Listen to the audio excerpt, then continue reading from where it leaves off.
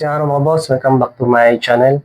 Bale, may dalawang product pala na dumating sa akin ngayon na gagamitin ko para sa aking pipe ng ating Honda Beat. Bale, itong hose clamp, saka itong gasket. Bale, itong hose clamp pala natin is 26 by 28. Hindi ko lang sure kung kita.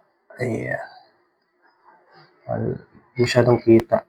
Pero 26 by 28 po itong clamp na to. Bali, stainless steel na po siya. Ayan. Kaya bagay na bagay sa ating pipe. Kasi yung clamp ng pipe na kasama, gaya ng clamp ng pipe ko, TRC yan na pipe. Parang mahirap siya ikabit. Tsaka may singaw. So, testing ko lang to kung kahit ito lang, kung kaya bakit mga singaw. Tapos, bumili na rin ako nito, high temp. Bali, itong high temp pala nito is silicone RTB. Bali, kaya niyang i-resist yung init na 62 degrees Celsius hanggang 316 degrees Celsius. So, bali, hindi ito kagaya ng ordinary na 1101 na liquid silicone. Kasi nag-research din ako.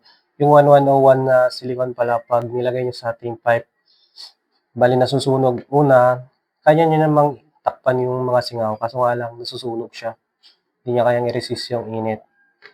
So, kaya itong yung binili ko. Bali ito, nabili ko pala to sa Shopee pa rin. Bali, around 95 pesos lang to. 95 to 100. Depende na lang sa shop na makukuha nyo. Tapos ito din pala is nasa 75. Ayan, 75. Ilalagay ko na lang din yung mga link nito dun sa description natin. Para kung gusto nyo umorder, ayan, doon na lang din para mas makamura kayo. So, tara, samahan nyo ako. Install natin doon sa ating pipe.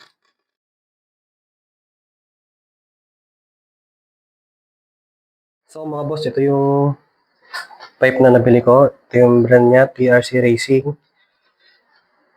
Tapos, ito yung papalitan natin. Ito ang clamp na to. Ayan. Bali, ito yung kasama dito sa pipe na to. Pagbili mo, kasama na yan. Bali, yung bolt nito, pinalitan ko na to, boss.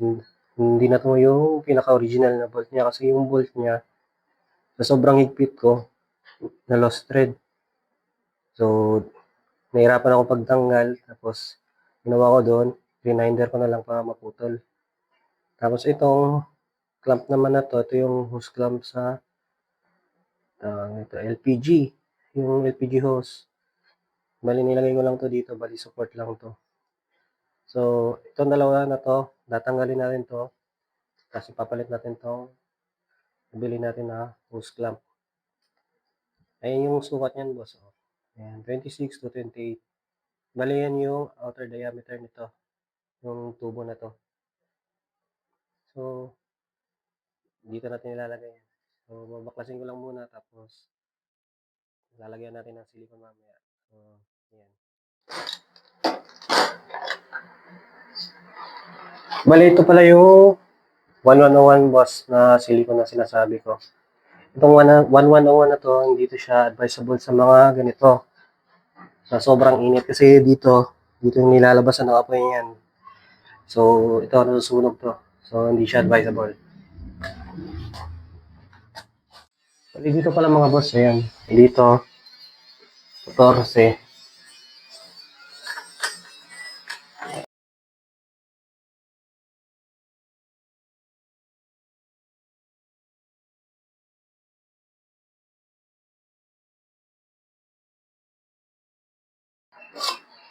So, ito na yun mga boss. Ayan. Nabaklas na natin. So, kung titingnan nyo dito, ayan, paling dito yung sumisingaw niyan. Itong bilog na to. Dito sa side natin, singaw. Kaya, yan yung lalagyan natin ng silicone mamaya. Kabilaan to. Testing natin kung kasukat ba. Ayan. Ito pala. Ayan. Testing natin masukat yung 28. Pasok na yung 26 to 28. Ayan, pasok na pasok yan. Ayan. So, mamaya ikita natin yan. Try natin.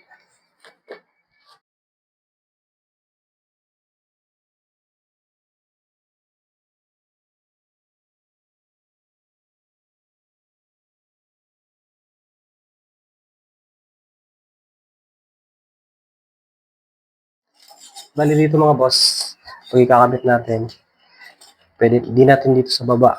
Bali itong part na to, ayan, lapit natin.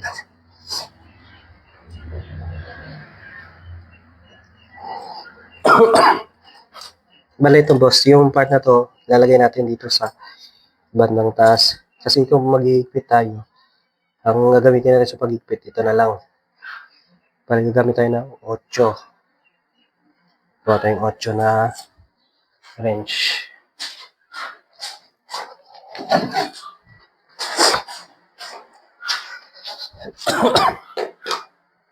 Yan, ipitan natin.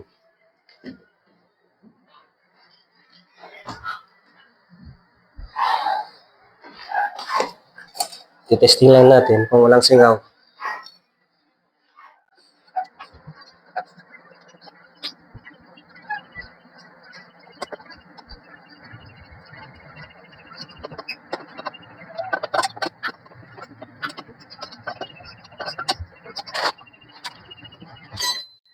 Ayan mga boss, ayan, ipitan na natin. Bali dito lang natin sa taas. So, tatry natin kung wala bang singaw.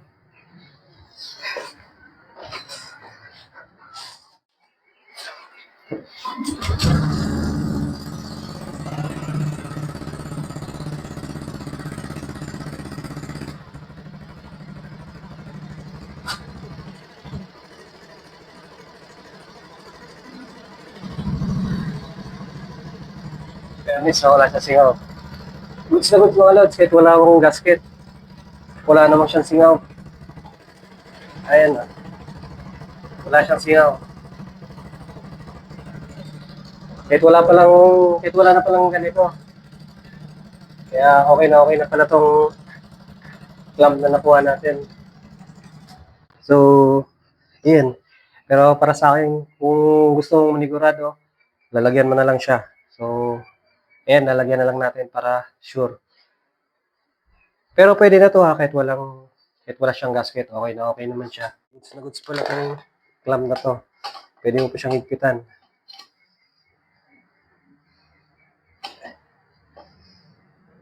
Ayan, kaya pa umikot. Pwede mo pa siyang higpitan, kaya ayan, goods na goods pala. Wala na siyang singaw. Kahit hindi ka na bumili nito, makakasave ka na siya ng ganito. Pero tayo, sigurista tayo, so yan. Tsaka nabili na natin to, lagyan na lang natin para sure. So yan, ilagay na natin tong gasket.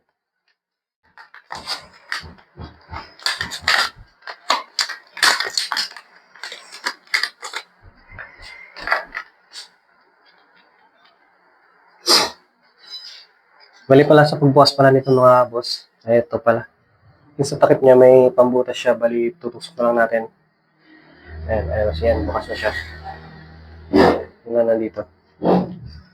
So yung loob niya kulay pula. Ayan, yung loob niya kulay red. So lalagyan natin to.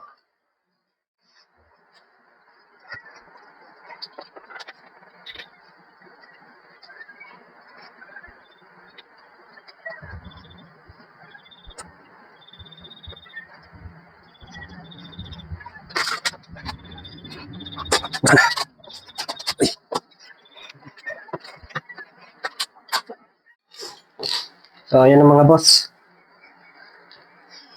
Ayan, naipalit na natin. So nalagyan na natin ng silicone. Bali yan, patutuyuin na lang natin yan ng isang oras hanggang 2 oras. So sa bagay, hindi ko naman gagamitin na yung motor ngayon. So kahit pang bukas na yan. So yun lang ang... So ito pala yun mga boss. Oh. Ayan. Ito pala yung clamp niya. Yan. Ito yung kasama ng PRC na clamp na pipe. So, hindi siya talaga hihigpit ng masyado. Ayan, titingnan niyo, ayan. Yun lang. So, yun na. Sa mga gusto palang bumili nito, lalagay ko na lang yung link. So, sana magustuhan niyo yung content na to at saka may na-share ako sa inyo na konting mga kaalaman lang naman. So, yun lang. Maraming salamat.